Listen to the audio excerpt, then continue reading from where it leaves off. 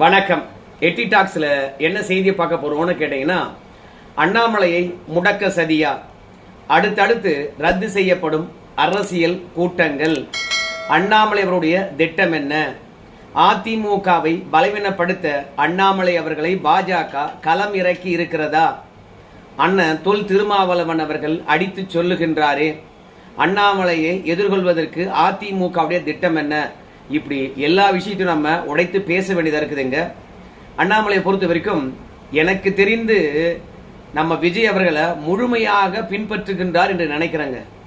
ஏன்னா அவர் செய்தியாளர்களை சந்திக்காம என்னைக்கும் தவிர்த்ததே கிடையாது.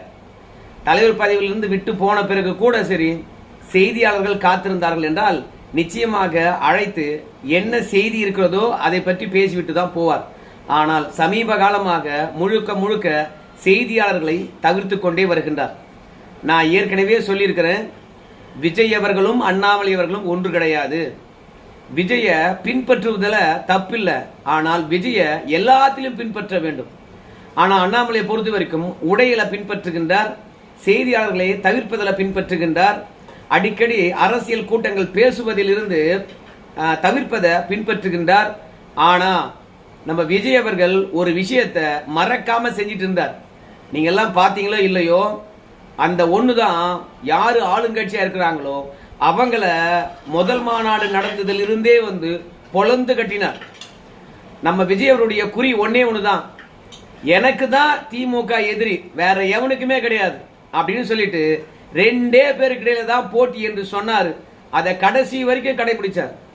அடுத்தவங்க என்ன குற்றச்சாட்டு வச்சாலும் சரி, எவ்வளவு பலம் வாய்ந்த கூட்டணி இருந்தாலும் பரவாயில்ல, நம்ம விஜய் அவர்களை பொறுத்த வரைக்கும் திமுகவை மட்டும்தான் குறிவைத்தார்.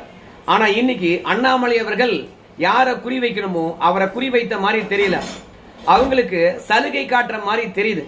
குறிப்பா நம்ம விஜய் அவர்கள் ஆனந்த விகடனுடைய நிகழ்ச்சியில கலந்து கொண்டார், புதுசா கட்சி தொடங்கின பிறகு. அதே மாதிரி இப்போ அண்ணாமலை அவர்களும் ஆனந்த விகடன் அவருடைய நிகழ்ச்சியில கலந்து கொண்டார். ஆனா ஆனந்த விகடனுடைய நிகழ்ச்சியில நம்முடைய விஜய் அவர்கள் கலந்து கொண்ட பிறகு அது ஒரு அரசியல் மாற்றமாகவே கருதப்பட்டது. சோ அந்த நிகழ்ச்சியை தமிழகம் முழுவதும் பேசுபடு பொருளாக மாற்றினார் நம்முடைய ஆதவ அர்ச்சனா, விஜய், அப்புறம் ஜெகதீஷ் பெரியசாமி, ஜான் ஆரோக்கியசாமி எல்லாம் ஒட்டுமொத்த பேருமே அந்த நிகழ்ச்சியை பெருசா பேசினாங்க, ஊடகமும் பெருசா பேச வச்சாங்க. ஆனா நம்ம அண்ணாமலையை பொறுத்த வரைக்கும் ஆனந்த விகடனுடைய நிகழ்வுல போய் கலந்து கொண்டார். ஆனா ஊடகங்களை அதை பேச வைக்கல.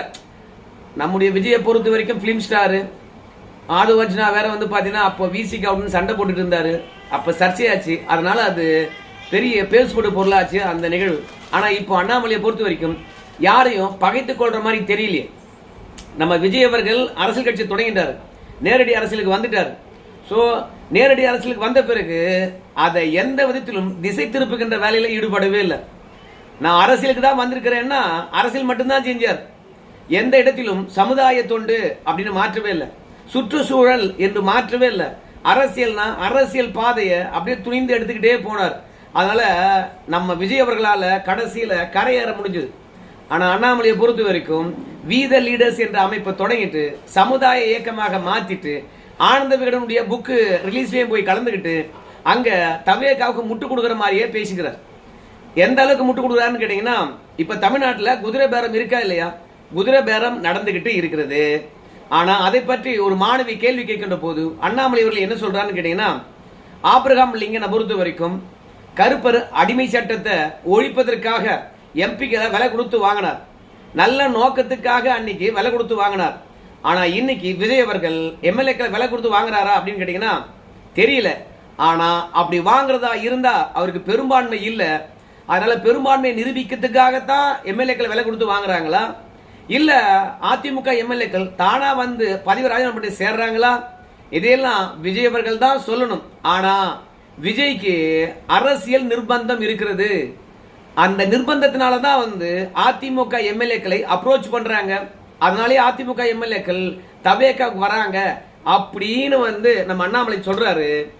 ஆனால் நாமெல்லாம் சொல்றதை விட விஜய் அவர்கள் வாயை திறந்து சொல்லணும், எதற்காக அதிமுக எம்எல்ஏக்கள் விஜயை நோக்கி வராங்க அப்படின்றத விஜய் அவர்கள் சொன்னாதான் நல்லா இருக்கும் அப்படிங்கிறார். ஆனால் விஜயை எதிர்த்து அரசியல் பேச வேண்டிய அண்ணாமலை அவர்கள் இந்த குதிரை பேரத்தை ஆதரிக்கவே கூடாது. தெளிவா தெரியுது, ஊருக்கே தெரியுது. அதிமுக இருந்து போகின்ற எம்எல்ஏக்களை பொறுத்த வரைக்கும் விஜய் வாய்ப்பு தருவாரு மீண்டும் போட்டியிடுவதற்கு. அவருடைய கரிஷ்மாவில் நம்ம மீண்டும் வெற்றி பெறுவோம் என்று அதிமுக எம்எல்ஏக்கள் நினைக்கிறாங்க. அவங்கெல்லாம் ஊழல்வாதிகள், தூய சக்தி என்று சொல்லிட்டு வந்த விஜய் இவங்கெல்லாம் சேர்க்கலாமா அப்படின்ற நியாயமான ஒரு கேள்வியாவது கேட்கணும். அரசியல் கட்சியாக பரிணமிக்கும் என்று சொன்ன அண்ணாமலை அவர்கள் விஜயை தான் எதிரியாக கருத வேண்டும், அரசியல் எதிரியாக கருத வேண்டும். எனக்கும் விஜய்க்கும் தான் போட்டி, இடையில யாரு கேம் விளையாட வேண்டாம் அப்படின்றத என்னைக்கு வி த லீடர்ஸ் அமைப்பினுடைய மாநாடு பொள்ளாச்சியில் நடந்ததோ அன்னைக்கே அறிவித்து விட்டிருக்க வேண்டும். விஜய் அவர்கள் நல்லாட்சி தருகின்றாரா, நல்லாட்சி தராரா இல்லை என்பதெல்லாம் நம்ம போக போக பார்க்கலாம். ஆனா விஜய் அவர்கள் இந்த 2 மாசத்துல எதெல்லாம் சரி பண்ணிருக்கணும் தெரியுமா அப்படின்னு சொல்லிவிட்டு அண்ணாமலை அவர்கள் இந்த ஆட்சி கோட்டை விட்டு இருக்கிறது சட்ட ஒழுங்கு பிரச்சனையில. விவசாயிகளுக்கு கொடுத்த வாக்குறுதியை முழுமையா நிறைவேற்றவே இல்லை. கஸ்டடி மரணங்கள் நடந்து கொண்டு இருக்கிறது. பெண் பிள்ளைகளுக்கு பாலியல் தொல்லை, கல்வி கூடங்கள் சரியில்லை. ஏன் கல்வி கூடங்களை பத்தி நான் பேசணும்னு கேட்டீங்கன்னா, ராஜ்மோகன் அவர்கள் அமைச்சராக பதவியேற்ற உடனே அவர் போட்ட முதல் கையெழுத்து எல்லா அரசு பள்ளியிலும் கழிப்பறையை கொண்டு வந்து சேர்ப்பது. ஆனா அது சேர்ந்ததா அண்ணாமலை கேள்வி கேட்கணும். ஆனா அண்ணாமலையை பொறுத்த வரைக்கும் தவேகாவுக்கு கால நேரத்தை கொடுக்கணும் அப்படின்னு சொல்றார். கால நேரத்தை எதுக்கு கொடுக்கணும்? அவங்க கொடுத்த வாக்குறுதியை நிறைவேற்றுவதற்கு கால நேரம் கொடுக்கலாம். ஆனா இன்னைக்கு தமிழகத்துடைய கட்டமைப்பு எப்படி இருக்குது, சட்ட ஒழுங்கு எப்படி இருக்குது? அதனால அன்றாட தேவைகளை அரசு நிர்வாகம் செய்கின்ற அந்த தோணியை கண்டிப்பா விமர்சனம் பண்ணணும். அப்படி பண்ணா மட்டும்தான் அண்ணாமலை அவர்களால் அரசியல் களத்தில் நிலைக்க முடியும். இப்ப அண்ணாமலையை பொறுத்த வரைக்கும் 2031 ஆட்சி மாற்றத்தை ஏற்படுத்துவார்கள் சொல்லிவிட்டு திருச்செந்தூர்ல ஒரு பொதுக்கூட்டம் இருந்தது. இதே மது ஒழிப்பு விழிப்புணர்வு பொதுக்கூட்டம் தான் இருந்தது. இப்ப பொள்ளாச்சியில் நடந்தது, மாநாடா நடந்தது. ஆனா திருச்செந்தூர்ல ஒரு பொதுக்கூட்டமா போடலாம் அப்படின்னாங்க. ஆனால் அந்த பொதுக்கூட்டங்கள் கூட ரத்து செய்யப்பட்டு விட்டது. ஏன் ரத்து செஞ்சாங்க அப்படின்றதுக்கான காரணத்தை நம்ம அண்ணாமலை அவர்கள் சொல்லவே இல்லை. அங்க பொதுக்கூட்டம் ஏற்பாடு பண்றாருன்னு சொன்னாரு. அவரு என்கிட்ட பணம் இல்லைன்னு சொல்லிட்டு விட்டுட்டாரா, இல்ல அண்ணாமலை பின்னாடி ஆட்கள் வரல அப்படின்னு சொல்லிட்டாங்களா, இல்ல அட போயா இந்த கூட்டத்தை போட்டு முடிக்கிறதுக்குள்ள உயிர் போகுது, அதனால நம்ம சமூக வலைதளத்திலேயே பிரச்சாரம் பண்ணிக்கலாம்னு விட்டாங்களா? ஏன்னா ஜூலை மாதம் முழுவதுமே மதுவுக்கு எதிரான பிரச்சாரம் என்றால் திருச்செந்தூர்ல அந்த பிரச்சாரத்துடைய முடிவு பொதுக்கூட்டமாக அரங்கேறும் சொல்கின்ற போது அந்த பொதுக்கூட்டத்தை அண்ணாமலை அவர்கள் நடத்தவே இல்லைங்க. விஜய் மாதிரியே உடை போறார், விஜய் மாதிரியே செய்தியாளர்களை தவிர்க்கின்றார், விஜய் மாதிரியே பொதுக்கூட்டங்களை ரத்து பண்றாரோ அப்படின்ற ஒரு எண்ணம் இருக்கு. ஏன்னா இன்னைக்கு விஜய் அவர்கள் இந்த இடத்துல மக்கள் சந்திப்பை நிகழ்த்துவாருவாங்க, பார்த்தா அங்க மக்கள் சந்திப்பு இருக்காது, கேன்சல் ஆயிடும். அடுத்தது எப்ப மக்கள் சந்திப்பு என்று எங்க தலைவர் சொல்லுவாரு. ஏன்னா ஆளுங்கட்சியானது எங்களுக்கு அனுமதி வழங்கல, போதிய பாதுகாப்பு தரல அப்படின்னு சொல்லிவிட்டு ஆளுங்கட்சி மீது பழி போட்டு பொதுக்கூட்டத்துக்கு வர்றத விஜய் அவர்கள் தவிர்த்து கொண்டே இருந்தார். இப்ப அண்ணாமலை அவர்களும் அதே பாணியை கைப்பற்றுகின்றாரா? திருச்செந்தூர் கூட்டமானது ஏன் ரத்தாச்சு சொல்லவே இல்லைங்க. அதே மாதிரி அடுத்த மாசம் சுற்றுச்சூழல், ஆனா அந்த பிரச்சாரத்தை எப்படி முன்னெடுக்க போறோம் என்று இதுவரைக்கும் சொல்லல.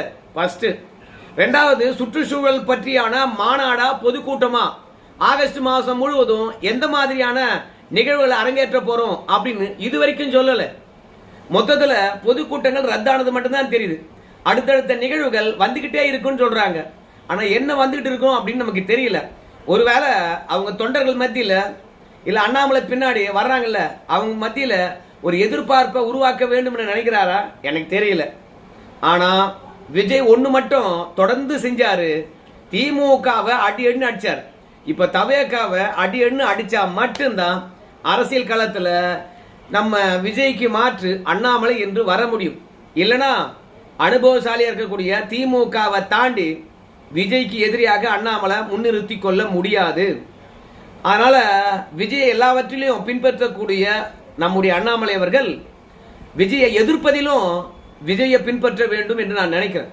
திமுக ஆட்சி எப்படி இருந்தது, தவேக ஆட்சி எப்படி இருக்குது, இப்படி ஒப்பிட்டு கூட பேசலாம். ஏன் பேசக்கூடாது? இப்ப கோயில் நிலம் இருக்குது இல்ல, பழனி முருகன் கோயில், அந்த நிலத்தை பற்றி சர்ச்சையா ஓடிட்டு இருக்குது. அவருக்கு தெரிஞ்ச உண்மையை பற்றி பேசலாம். அண்ணாமலை லைம்லைட்ல இருந்தா மட்டும்தான் அவர் கட்சிக்கு பின்னாடி நிறைய பேர் இணைவாங்க. ஆனா இன்னைக்கு தமிழக அரசியல் களத்தில் அண்ணாமலை அவர்கள் ஊழல் செஞ்சிட்டாருங்க. இனிமே விஜயை பத்தி பேசினாருன்னா உள்ள தூக்கி வச்சிருவாங்க. ஏன்னா பழனி கோயில் நிலமா இருக்கலாம், அதே மாதிரி கரூர்ல 3085 ஏக்கரா பட்டா போட்டு கொடுக்கின்ற நிலமா இருக்கலாம்.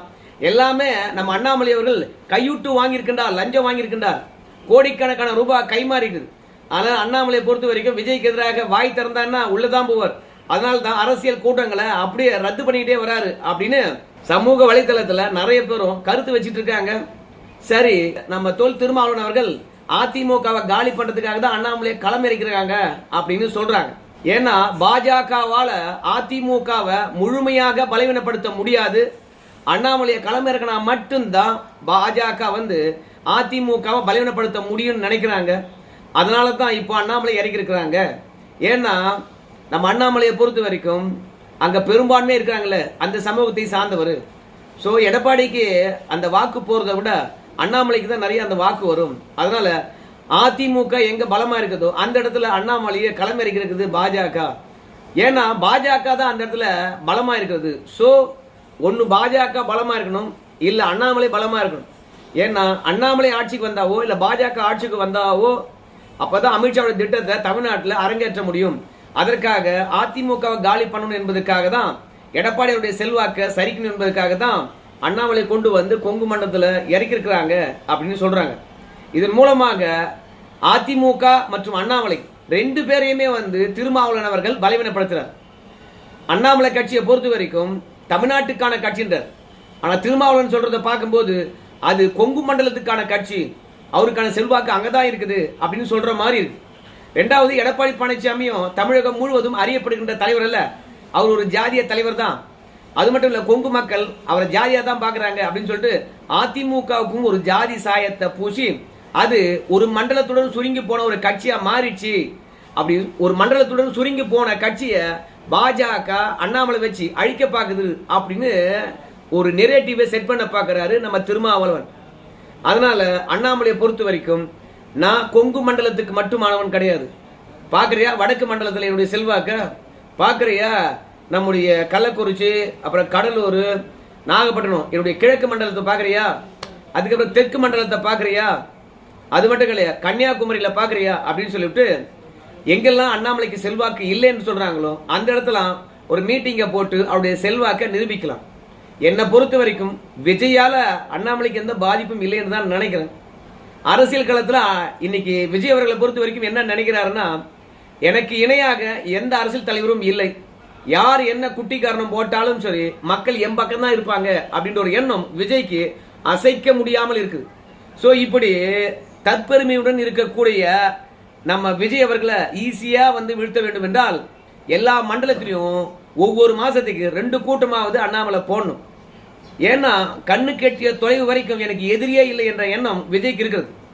ஸோ அதனால நம்மளை பொறுத்த வரைக்கும் உள்ளாட்சி தேர்தலில் போட்டியிட போறோம்னு சொன்னாங்க. ஆனால் இப்ப அண்ணாமலை எடுத்திருக்கின்ற முடிவு கட்டமைப்புகளை உருவாக்காத முன்னாடி அரசியல் களத்தில் நம்ம பயணிப்பதும் தவறு, அதே மாதிரி தேர்தலில் போட்டியிடுவதும் தவறு அப்படின்னு அண்ணாமலை அவர் சொல்லியிருக்கின்றார். அதனால அண்ணாமலை அவருடைய குறியானது நமக்கு தெரிந்து 2031 என்று தான் நினைக்கிறேன். ஏன்னா நாடாளுமன்ற தேர்தலை கூட கட்டமைப்பு இல்லாமல் எப்படி சந்திப்பது இந்த கேள்வியை அண்ணாமலையே கேட்கிறார். அதனால நாம முதல்ல தமிழ்நாடு முழுவதும் கட்டமைப்பை உருவாக்குவோம். அண்ணாமலை சொல்றது ஒரு விதத்துல சரிதானுங்க. விஜய்க்கு அவர் நடிகராக இருப்பதனால ஒரு புரட்சி போல ஒட்டுமொத்த இளைஞர்களும் பட்டியல் இனத்தவரும் அதே மாதிரி சிறுபான்மையினரும் ஓட்டு போட்டு தொலைச்சிட்டாங்க. நம்ம விஜய்க்கு பூத் ஏஜென்ட் கூட கிடையாது, எம்எல்ஏக்களாக நின்றாங்க பாருங்க வேட்பாளரா, அவங்க வாக்கு கூட கேட்கல, தானா ஓட்டு போட்டாங்க. ஆனா அண்ணாமலைக்கு அப்படி ஒரு வாய்ப்பு இருக்காது அப்படின்னு அண்ணாமலை நினைக்கிறார். அதனாலதான் தமிழ்நாடு முழுவதும் ஒரு கட்டமைப்பை உருவாக்க வேண்டும் என்று நினைக்கின்றார் அண்ணாமலை.